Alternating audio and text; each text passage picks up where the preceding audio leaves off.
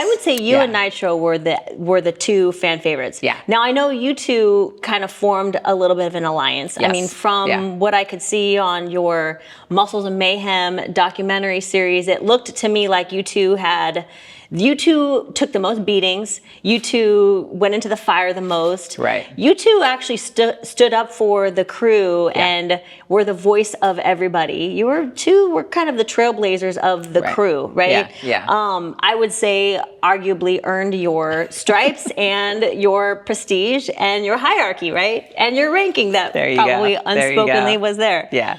You two talked about something. Now, tell me a little bit more about like what you two were fighting for with that group and what you really wanted.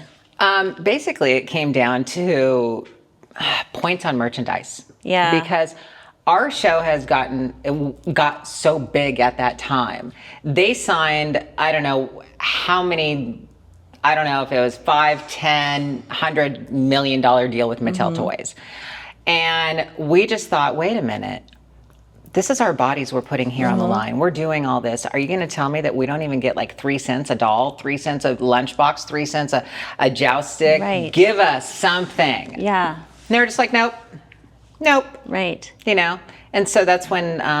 but you felt like you had leverage because... we thought. You were such a huge star. Yeah, but we thought. And one star doesn't make out of 10. So we knew we needed the team, to be honest with you. Right. The team, you get people that are very insecure. You get people who are very scared. You get people who are, oh my God, this is my livelihood. If the team knew their worth, there you go, right? That bottom line is know your worth. And they can all rally together. Yes. Yeah. Then when you rally together, we've kind of got them by the balls. Yeah. That's not what happened though. Like half the team, like I'm going to say 3/4 of the team in the very beginning was like, oh yeah, that sounds great. And then over here, like those 3 dipped out, another 4 dipped out, and they started getting scared. They started dipping out. So by the time that it came down to the nitty gritty of all of it, holding out for, points and everything for just merchandising rights, there was like 3 or 4 of us. And that's not enough out of 10. Yeah. Because they're going to go, we can get rid of you. No matter if you're the star or not. We can still get rid of you and replace you. So that must have been like a heart-sinking feeling. Oh my God. It was just like, are you kidding me? Yeah. And that's again, everything throughout my life has been kind of like, it's a stepping stone to where I'm going. Yeah. And so when I realized that somebody had like a monopoly on you. Yes. And they could really tell me where my life was going to go or not go.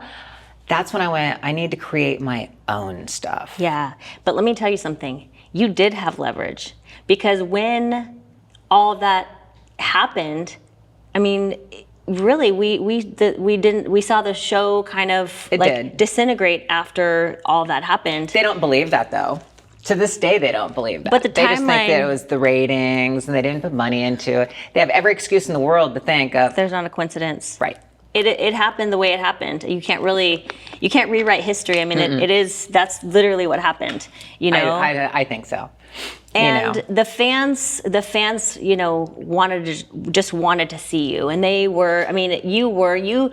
And I guess from a business standpoint, like if you owned American Gladiators, it might actually scare you. And I'm just kind of being the devil's advocate here. Oh, absolutely. It would scare me to know that there were like, a couple of people in my crew who had such a huge star power that if they decided to do anything with my brand, it could ruin my whole brand, which actually is the case. That could be scary. That's a scary feeling, right? But we're dealing with a gentleman that had so much power in Hollywood, which was Samuel Goldwyn and Sam Goldwyn Jr. And he goes, my dad didn't negotiate and neither do I. Hindsight, I wish that I had known that. Because I wouldn't have done anything then. I was like, screw it. I would have acknowledged it, moved on, did my deal, and just tried to work up the ladder somewhere else. I did not know that he was like, absolutely no negotiating. None. It's just like, are you kidding me?